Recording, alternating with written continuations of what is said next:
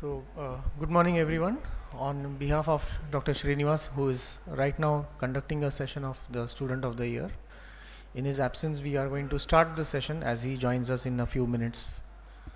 So he's given me the responsibility to be the opening batsman of this session, and he's asked me to speak about the experience of sutureless SF IOLs. So I would like to discuss about which, when and why.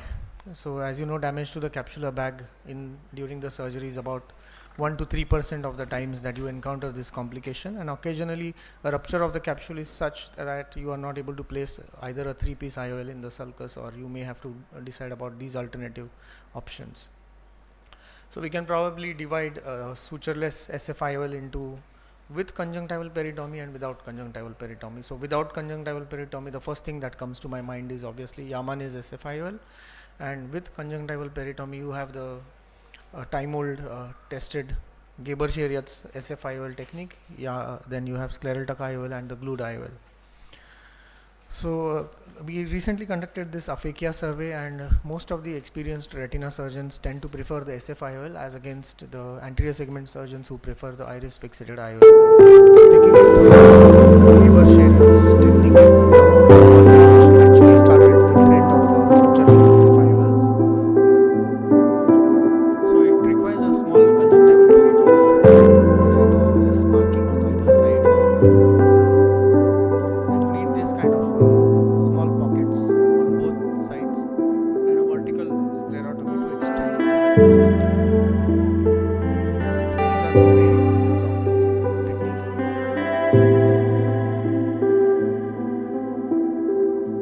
A 23-25 gauge sclerotomy can be performed to externalize the haptics. So I use the sensor or Technis 3-piece intraocular lens.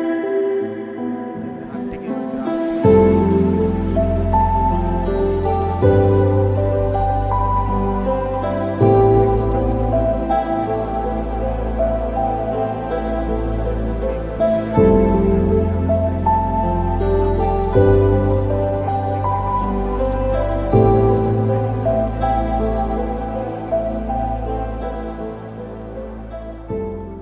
So this technique was further modified by Dr. Amar Agarwal and his group, and then it's popularly called as the glued IOL, which is probably the most commonly performed scleral fixated IOLs in our country at the point of time.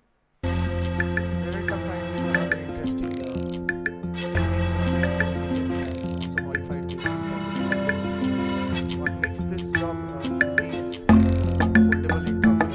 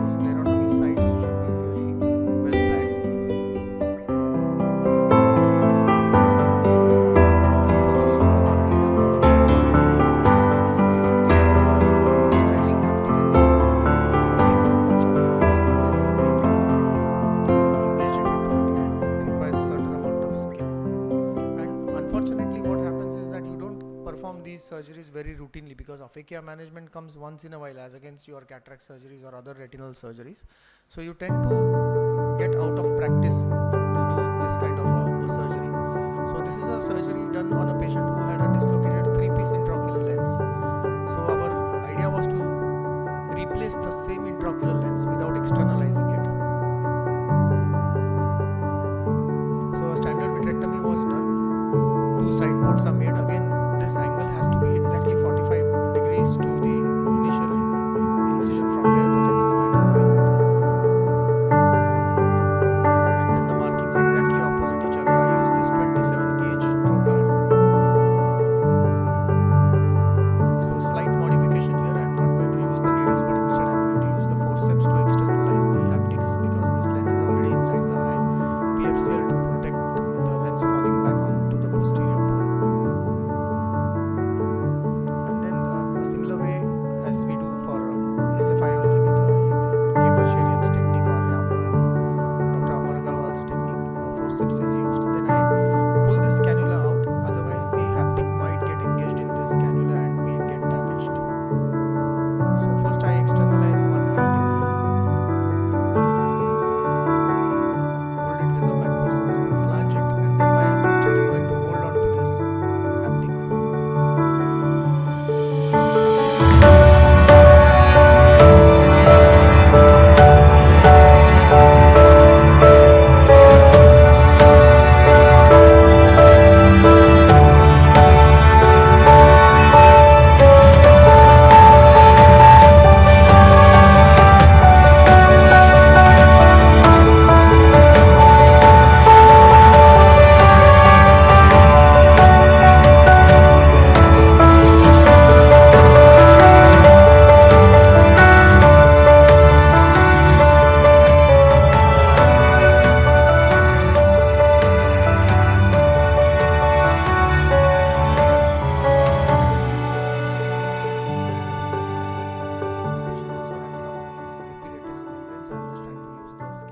If there is any need for removing it.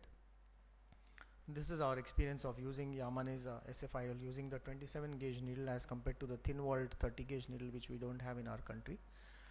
So coming towards the summary of this sutureless SFIOL, it has advantages of putting the IOL in the physiological position, less damage to corneal endothelium, lesser risk of glaucoma inflammation, and pupillary dilatation is not affected, or it's pupil independent, you can say. But there are disadvantages to this. It's technically challenging to perform, may require a second sitting to do SFIOL, especially if you are not trained in doing so, and it can still cause late dislocation, and there is always a risk of, in case you are using a suture erosion and haptic exposure. So as I said, you are not very familiar with doing this surgery day in and day out. So as how I do it is that whenever I have a patient who is posted for secondary IOL, a day prior to it I don't shy away from using this demo kit and try my hands on this model so that I get a better confidence while operating on a secondary IOL, because these are not surgeries that you perform immediately. So it's important that you may be a very experienced surgeon. There's nothing wrong in going back to your lab. So take home message is, choose the lens that suits you. Good vitrectomy is a must irrespective of the choice of IOL. Obviously avoid iris claw in patients who have iritis, and those who have scleritis avoid SFIOLs. Thank you.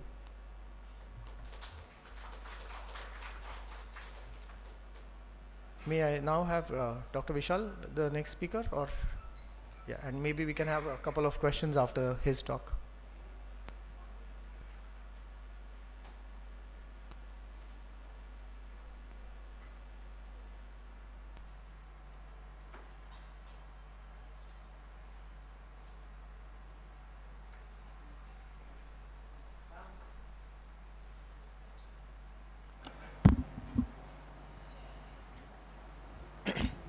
Thank you, Shrinivas, for having me in your wonderful course.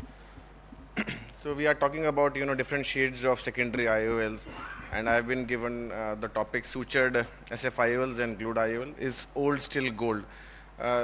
This is the technique we all used to do many years back routinely. We still do in certain set of cases, but mostly now, personally, I have shifted to Yamanes and other types of secondary IOL techniques, but still it has a place, definitely, and everybody must know the basic technique of doing these kind of procedures. So just a brief, the best place for an IOL is the capsular bag, as we all know, but intraoperative complications, subluxated lens, congenital conditions can lead to insufficient back support. And historically, we were doing ACIOL first, and then we graduated to sutured SFIOL, which had been the mainstay of treatment for many, many years. So secondary IOL implantation has come a long way from sutured IOLs to glued IOLs, and now Yamane technique, as Dr. Aditya demonstrated. So coming to the basic technique, which all should know, this is a very old video, and I had to dig up many, archives of mine to find this. So you mark the 0-180 degree, and that is very important for the centration. This is a 4-point fixation technique. The depth of the scleral tunnels you make is very important. It should not be very superficial. It should not be very deep. And you can do it either with the scissors or with the crescent knife. And the important thing here is the flap should be exactly 180 degree apart. And this is a subluxated, PMMA IOL, as you can see, and you just do the vitrectomy and free the IOL of its adhesions. And the important thing here is that the incision will be large, so you have to make a biplanar incision, which is self-sealing. Of course, it will require a suture, but while you're doing maneuvers, it's important that it's biplanar and does not leak. The second important thing is that you have to fashion the flaps before the vitrectomy. You can do it after that also, but then there will be a certain amount of hypotony, and your flaps will tend to be ragged if you do that after the vitrectomy. So this is just a normal vitrectomy, and the IOL is on the posterior pole, and you just grab it. And after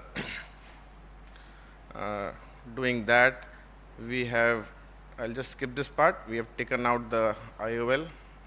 Now coming to the secondary IOL technique, here we are using a 90 proline, a double-armed 90 proline. We go inside around 2 mm from the limbus and take it out from the main incision.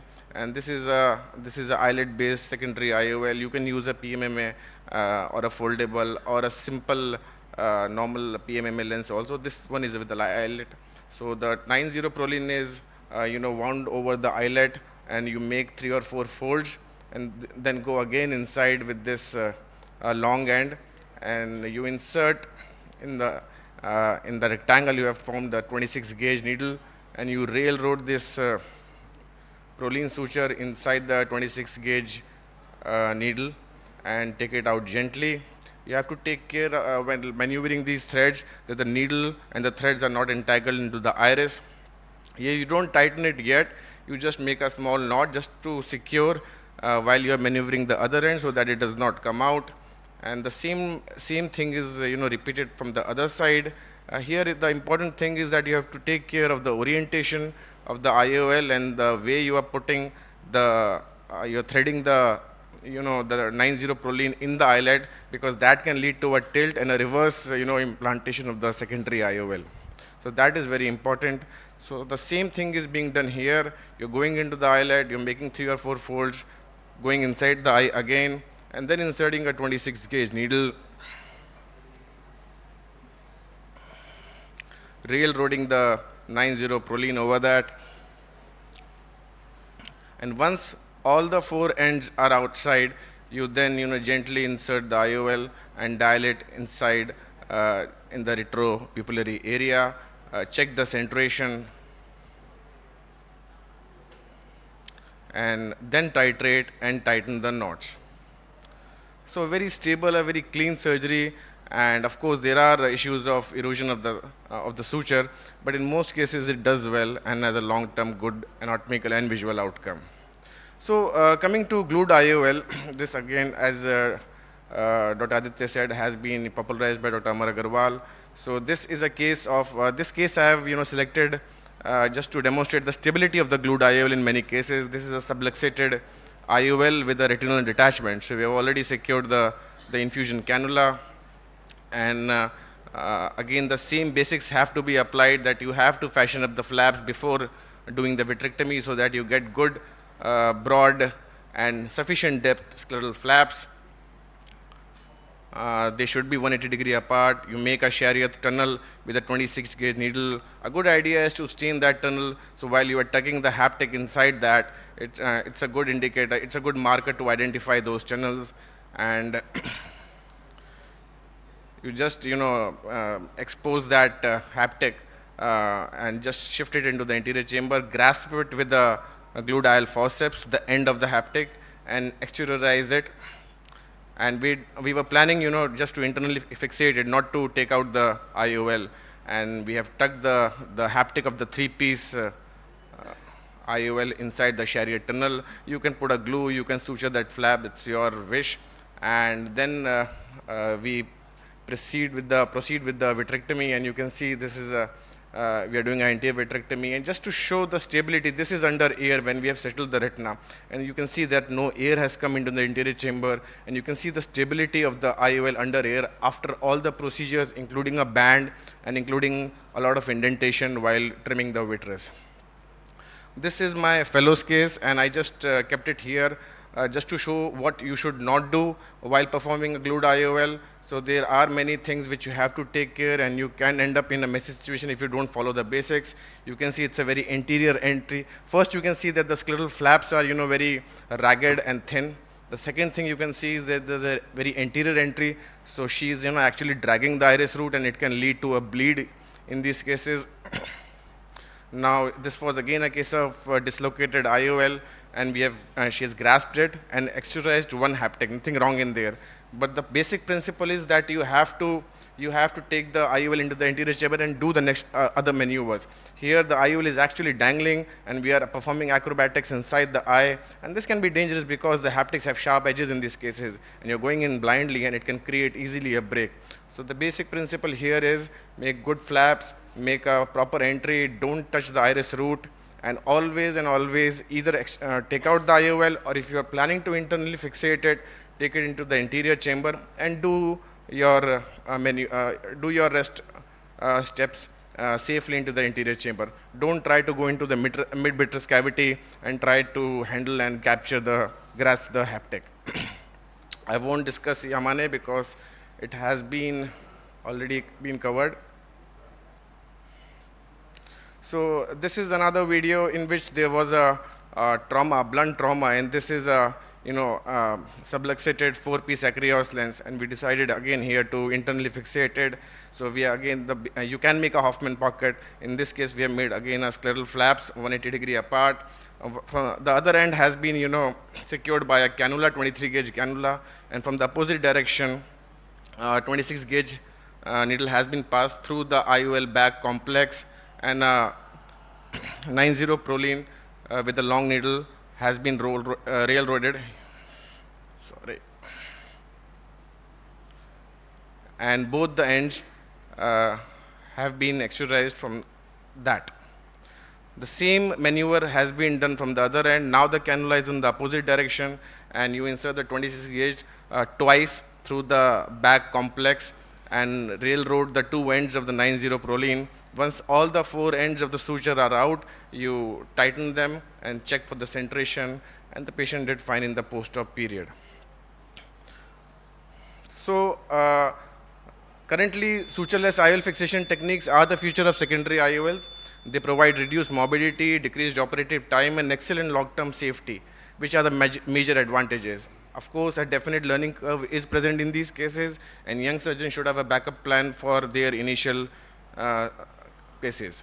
Coming to SF-IOL, these are time-tested techniques, sutured IOLs, with validated data on long-term safety, and there are reduced chances of tilt, especially in the 4-point fixation techniques and decentrations compared to haptic fixation.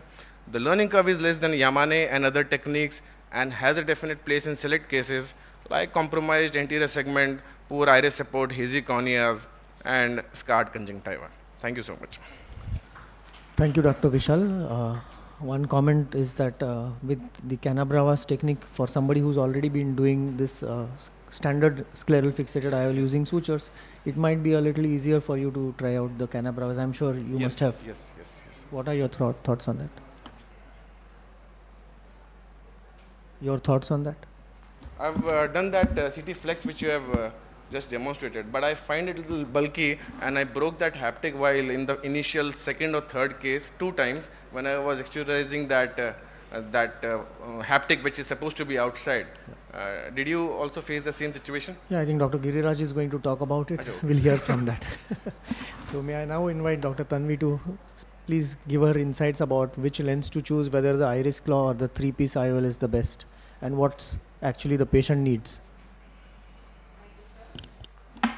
Thank you. Good morning, everyone. I think I'm the only odd woman over here because everybody is very close to the vitreous and I try to be very far away from it. I'm an anterior segment surgeon.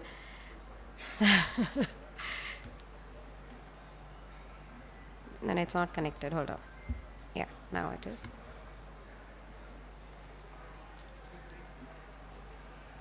It's done. So I'm going to talk about what are the things we can do if we want to stay away from the vitreous, or if we want to use the iris as a support when there is no bag. So as we'll see in this instruction course, there is definitely hope for all those patients who don't have a steady bag and they need a good post-operative outcome. And I think as a cataract surgeon, we should have at least one of these things well versed with, because we need to know how to fix these lenses when there is no bag. So the iris can be used as a fixation support when you know that the bag is sooner or later going to become dialysed or get lost. For example, in a case like Marfan's, where there is a progressive zonulopathy, or in a traumatic cataract where you know that more than half of the zonules are absent.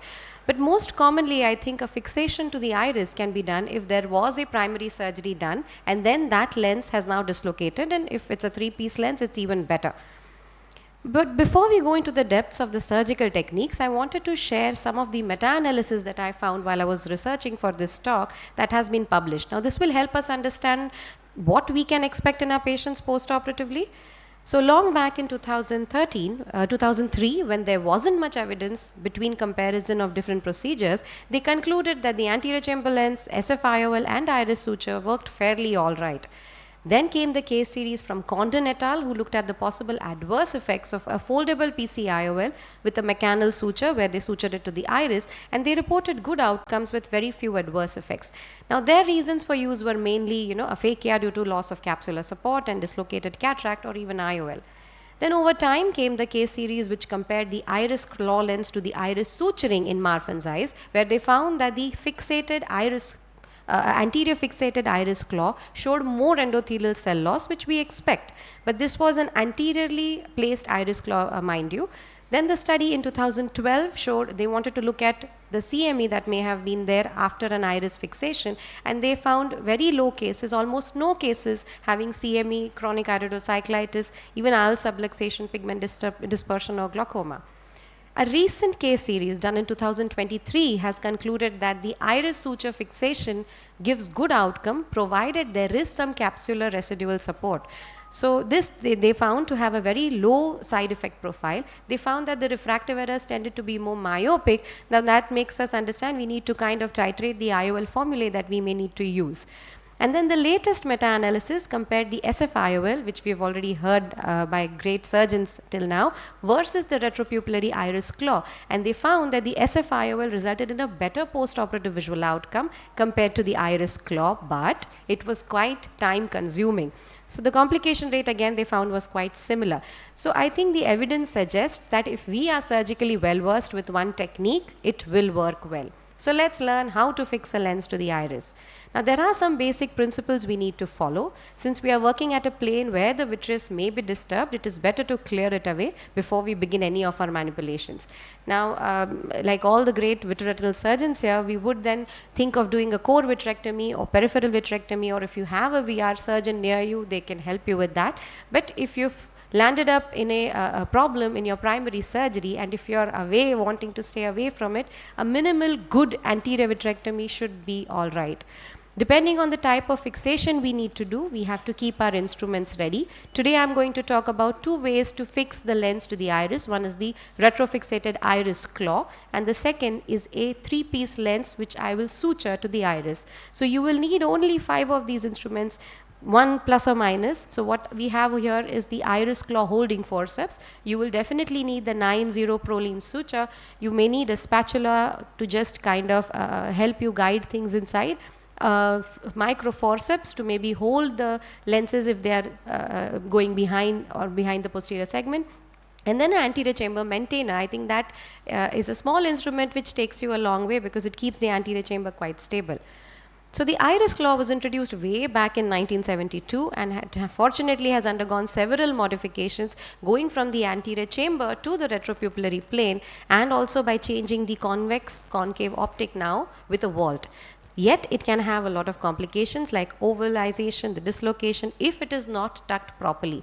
And both of these complications are definitely linked with a lack of expertise, and therefore it fortunately gets better because more and more you do, you are going to get better. Now today we have several options of iris claw lenses available in India. While most of them have similar optic designs, you can choose to have different sizes. So if the white to white of an eye may be abnormally large or abnormally small, you can definitely ask the manufacturer for a different size. Now, an iris claw lens can be implanted through a clear corneal incision or even a scleral, but because it needs at least a 5.4 millimeter size, it is better to take a scleral incision to reduce the SIA. The first step would be to clear the vitreous away. Now, this was a case where there was a total subluxation into the vitreous of a lens, so I had my vitreoretinal surgeon do the primary vitreous clearing after I had made the scleral tunnel. Here we, like in SICS, we do the tunnel. We make sure we don't open it until we have made sure that the lens that is behind, in this case, was taken away. So the primary surgeon is doing his, vitrectomy. He is going to make sure that the lens floats up. Just going to go a little bit ahead. So all the ports have been put.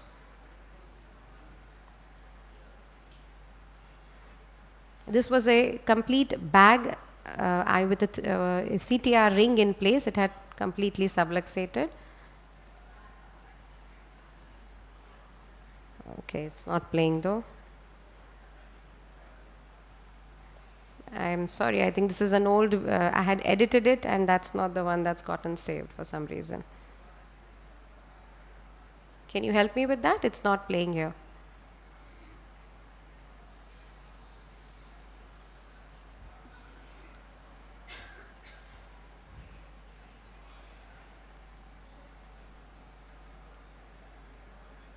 It's supposed to play, no?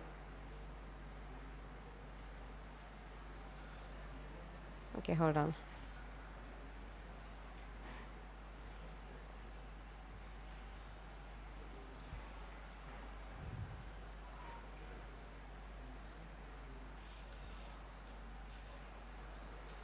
It's just hanged.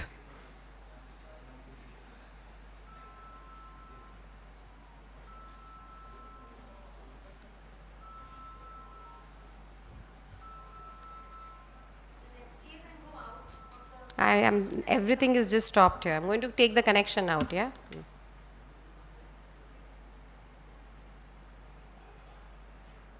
Sorry about that. Without the video, it's not really much I can show. Okay, there we go. Something's come.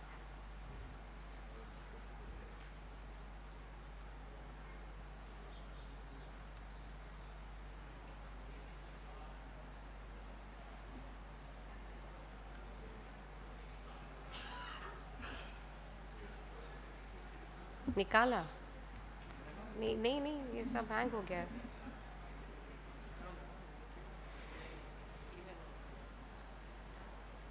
इसको थोड़ा आने दो फिर लगाती हूँ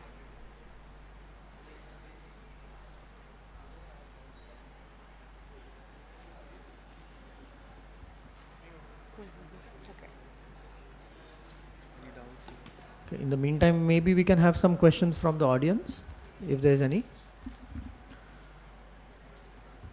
Yes, please. Can we have the floating mic for doctor on the left side, please?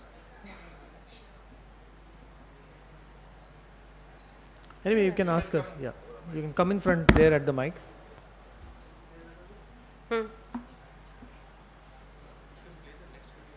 It's the whole thing is not accepting it. Yeah.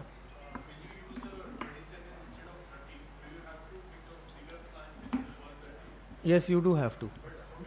Exactly. So there is no way to titrate it. So you must make as big as possible, but make sure that the edges are not ragged. So don't try to touch the needle with that diathermy. Keep it away.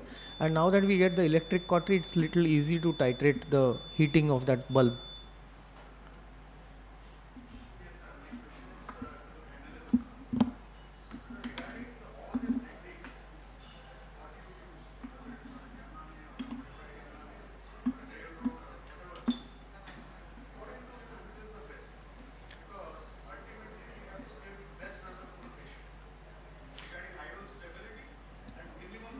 Like, yeah. Very frankly, it will depend on the surgeon's experience, but I would say that it also depends on how good you are doing the anterior and core vitrectomy. If you put a scleral fixated IOL or any secondary intraocular lens without a proper vitrectomy, it's going to give horrible results. As against a good vitrectomy and the choice of intraocular lens of the surgeon might give equally good results, in my opinion. So we have conducted a study which compares the iris fixated IOL and SF IOL. Both have been shown to be equally good, and same is the experience what Dr. Tanvi is sharing with you is AC IOL, SF IOL and iris claw. Various articles have proved that most of these IOLs are good or equally good with each other. I'm sorry about that. So what we have done in this case is we have cleared away the subluxated lens back complex. We've taken it out. We've resutured the scleral suture, or rather we've just cleaned all the ports and all the vitrectomy probes have been taken out. Now we have to inject pilocarpine. We need to make correct side ports. So imagining how we would like to hold the lens later on, or how we would like to manipulate the tucking, and that's where you will make the ports. Before we implant the iris claw, it is important to check the claws with a spatula to make sure that they are open, otherwise you will be in a disaster if it doesn't tuck in later.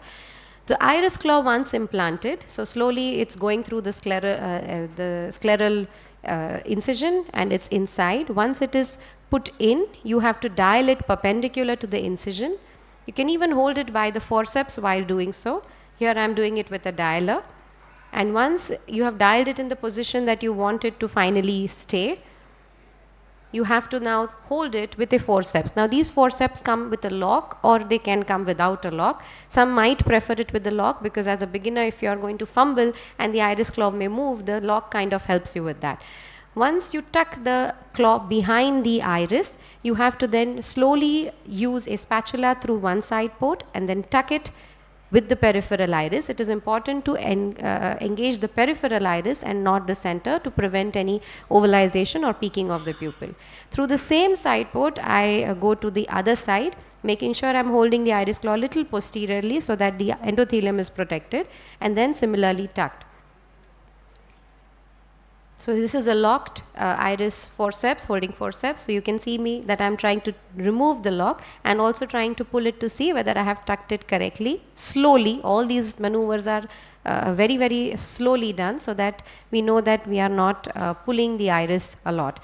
And then once it is outside, all we need to do is clear the anterior chamber of any viscoelastics that we may have injected and put the scleral flap back and the conjunctiva as well. I think it is a very simple procedure which, if perfected, can give you great outcomes. Now this is a video which shows us how to untuck the iris claw if we ever need to explant it. There are not many conditions where we may need to do so, because iris claw lens, in our experience, which we have done maybe in our center, we have seen patients having iris claw for more than 15-20 years and they have done really very well. But in case that there is such a need, you need to hold the iris claw from the place that it may have gotten disengaged. Make sure you put some viscoelastic under the iris. Through a side port from the opposite side, take a spatula and go under the claw of the iris and just do a reverse procedure to untuck it. And this is very easy, and that's why we wanted to just show it here. Now what's the beauty of iris claw is that it can be directed in any which way that we want. So you can even use it in a case where there is a iris coloboma or even a defect because of any kind of trauma that the patient may have had. So here what has been done is there is a iris defect because of a traumatic, trauma in the past for the patient. This is not a coloboma actually. What you could also do is implant it and then do an iris repair if the defect was not so big. But in this case, the defect is quite big. We have done the iris claw implantation in the regular normal way that I showed in the first video. After this, we would have either, if the defect was a little less, we would have planned for a pupilloplasty, but here we are refashioning another pupil because the iris is way below the normal pupillary area. So what you can do is create a new pupil with a vitrectomy so that the patient has a fairly good vision after surgery. The iris fixation suture for an IOL can be done if it's a 3-piece lens or if it's a single piece PMMA. So the goal here is now to loop the haptics with a 90 Prolene suture and we fix it to the peripheral one. This was a referred case where a 3-piece IOL was implanted in the sulcus, probably after a PCR, but over time the lens kind of subluxated and then the patient had poor vision. So our plan here was to suture the haptics to the iris. And after checking, for if we want to take the lens out, but it seemed fairly stable. And like one of the articles also told us that if there was some residual capsular support, it is going to help you during the surgery because you don't want the lens falling down. So that capsule is going to keep the 3-piece lens there when you're trying to do all your maneuvers. So here we've put some pilocarpine. We have to make sure that there is no vitreous. Here I'm using a spatula and a dialer to just tuck the optic of the lens in front of the iris, and the pilocarpine has already kind of constricted it, so it gives you a nice space to sit on. You will take the side ports where you expect the suturing to be done. So this should be done at a peripheral iris place. We are using a straight needle 90 Prolene. You can slightly curve the tip because you need to go below the haptic which is under the iris and then come back out through the other side. You don't need a 26 gauge needle at all. You can simply go in through just the straight needle. And here it is a single pass 4-throw suturing technique that has been done. We thread we thread it with the single pass 4-throw technique and we secure the knot. Now the same is done on the other side. You can use the spatula to maybe even pull the IOL a little up so that the haptic is more prominent under the iris and you can then look at it and thread it. Again, in the end, we want to make sure that the anterior chamber is away from any vitreous. We felt that there was a little bit of a strand before suturing, so we stained it with triamcinolone and then we took it away, sutured it, and in the end, you can just clear the anterior chamber. Once we have tightened both the knots, then we now tuck the optic back. We can do the little bit of vitrectomy that is required for the vitreous to go. Here there is no real vitreous loss that we found. That's why there was no core vitrectomy or anything else that was attempted. We clean the viscoelastic that may have been left behind. You can pull a little bit at the iris to make it more circular so that the pupil is more circular. And then we cut the 90 Prolene suture with the micro scissors, and that's the end of the surgery.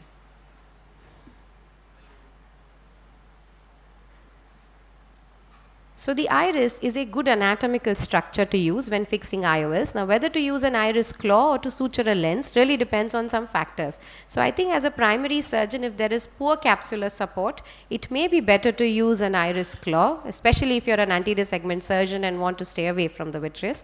But if it's a dislocated 3-piece lens and you want to keep the manipulations less by taking it out and then replacing it with something else, I think it would be a good idea to do an iris fixation suture. And we should be at that time understanding whether we want to do a minimal vitrectomy or we would involve a vitreoretinal support to help us do so. So ultimately, I think the choice of IOL depends on many things, but this is a fairly good algorithm to follow, and we are going to see the other techniques of how to do what when the bag is in there. Thank you so much, and I'm sorry for the technical issues. Thank you, Dr. Tanvi. One quick question for you is, we saw you beautifully doing the iris fixated IOL without ovalization of the pupil, which is one of the commonest complications of iris claw. How do you prevent that? I think to take a little bit peripheral is important, and sometimes the way you put the side ports, that's probably what helps us take the suture easily. If you have taken it, if the side port is not exactly angled correctly, you will end up taking a mid-peripheral bite, and then that's going to take or pull the iris tissue a little more towards the periphery. Right. So before you even tighten it, maybe you can just pull the pupil a little bit and then tighten the suture. And the similar trick for the iris claw IOL also? Yeah, for the to stay a little, yeah, I think. But like I said, initially we've all done this. It's only the technique as you grow better, it becomes better. These are surgeries which I've done towards the end, not my beginning ones. That's nice. Very well done. Then call next speaker. We have Dr. Giriraj, please, to talk about scleral tuck IOL now. So one quick comment about the iris fixated technique is that it's a very good and a fast and a easily it does not have a much learning curve. But the point here to remember is if it is done in a limited vitrectomized eye, it serves your purpose well. Suppose I am doing a total vitrectomy, especially in cases of Marfan syndrome in subluxated lenses. Anyways, the scleral rigidity is very less, and you implant iris fixated lens. There is a lot of oscillopsia. The iris lens diaphragm oscillates, and the patient will complain of oscillopsia. So it works very well in limited anterior vitrectomy versus it does not work well in a totally vitrectomized eye. And which is the choice of lens, iris claw lens, which you used? Which brand of lens? Okay. That's one of the most popular ones, I guess. Thanks. Yeah, thank you. The other day we had huge fun debating about the iris claw versus SFIL. I think it is continuing now. As someone asked just now, yeah, for the vitreoretinal surgeons, why do we choose scleral fixated IOLs? Most common reason, as discussed by sir, oscillopsia and ovalization of the pupil. And some people do develop chronic iritis. But ultimately the answer to the question is whatever works best in your hands. That is the answer to all such questions. Now just the comment which was made that scleral fixated IOLs take more time. So now I'm coming with that. Yeah. Yes. So yeah, conventional sutured 4-point fixation have been discussed earlier. Flanging technique and Cana-Brava technique are some of the options available. What is the university and diversity in all these kinds of SFIOs? That they need tunnel. They need a sclerocorneal tunnel. Those are non-foldable lenses. So those are some not so uncommon scenarios. This patient has a large bleb, you can't do a tunnel. What will you do? The patient might be having ciliary staphyloma or thin sclera, again you can't make a tunnel. Then he might be having a sclerocorneal tear or a peripheral corneal scarring, or poor initial wound management, or the fellow or the PG who is doing surgery must have done multiple suturing and scarred that area. Yamanis and flanging techniques or the glued IOLs, there are various problems like bulb related complications as we discussed. There is no way to standardize the bulbs, difficult titration, and to the extent of cauterization, some people have tried even marking beforehand on the 3-piece lens how much to cauterize. Long-term outcomes of Yamane are being questioned now. And as sir again said, the trailing haptic, exteriorizing the trailing haptic in cases of glued IOLs, or let it be Yamane's IOL or a Chariot's IOL, is a difficult thing and has a bigger learning curve. Chariot's tunnel, making it at the correct point and correct depth, is again a learning curve issue. So what do we have in our armamentarium in that scenario? So comes into the picture the scleral tuck IOL. This is the CMT flex model I will be discussing, courtesy to Dr. Nivian for the design.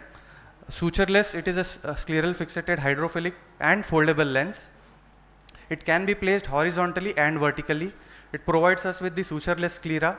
It has a large optic diameter and can be used in various size and shape of the pupil. We have done around 30 cases, and this is the study we are coming up with, the centration and tilt based on the Anterion machine. Yeah, we'll be publishing that soon. Some of the technical details: it is a hydrophilic lens, optic size is 6 millimeters, A constant will be 118.0. So this is just This is a short animation of how a T-Flex IOL is loaded into a cartridge, and as you can see that it is loaded in such a way that the T haptics are the first to emerge out from the preloaded syringe. So that it will not cause the leading haptic of the T-Flex IOL is gently grasped by the Pranav forceps and is brought out of the same sclerostomy site. So with the help of it, you bring it out and it sits in nicely.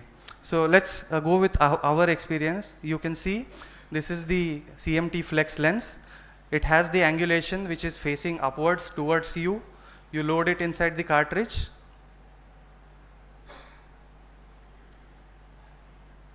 a 2.8 millimeter incision is made, scleral flaps are made, and 1.5 millimeters through that we make a 23 gauge entry. Some people are doing 25 gauge entries also, and they say those are also working. We do 23 gauge and it has worked well. So the forceps number 1 goes in, ready to hold the first T as soon as it comes out of the cartridge. We hold it at the junction, then inject rest of the IOL into the AC, and slowly we bring it out.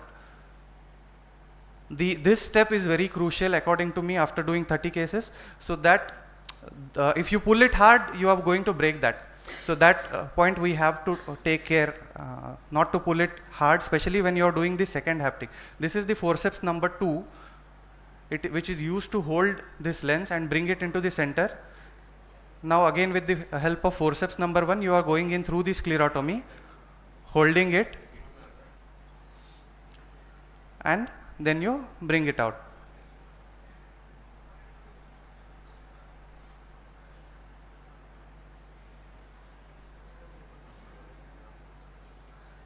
It comes out, unfolds and sits in nicely. Another technique which we thought would be more convenient or more easier is, rather than going superiorly with your entry, this time I went temporally, so that as soon as I inject, I am ready with the other forceps to hold it.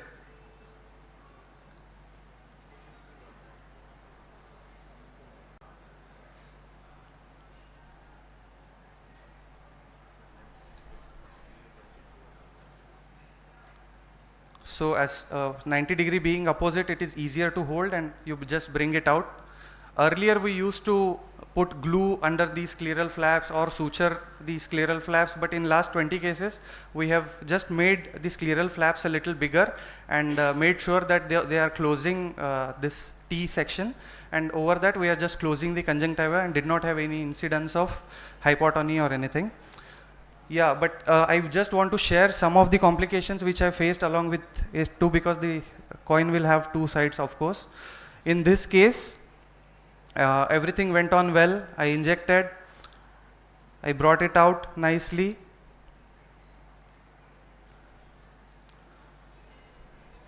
But yeah, other side is also tucked well, but as soon as I was removing the trocar, I saw the other end going down. So probably I had pulled the other end a little more, with a little extra force. So now you can see the T is broken. So I have to bring it out. Again, because it is a hydrophilic lens and foldable lens, it's not so difficult. We don't have to extort to a tunnel and everything. You can just rotate it, cut the lens and bring it out through the same opening which we have made, and place in a new lens in that through the same section. This time although being more careful. So in this second case, what has happened is, you can see the T is intact. This was 2 weeks post-op. I had done this in an 8-year-old kid. So the T is intact, but again the lens has gone in.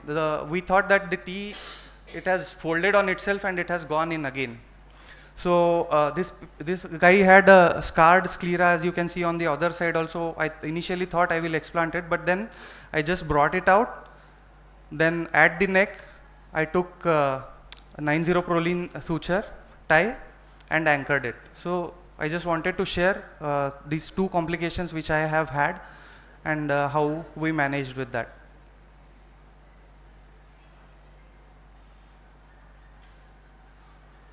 Afterwards, I made another scleral flap to cover this.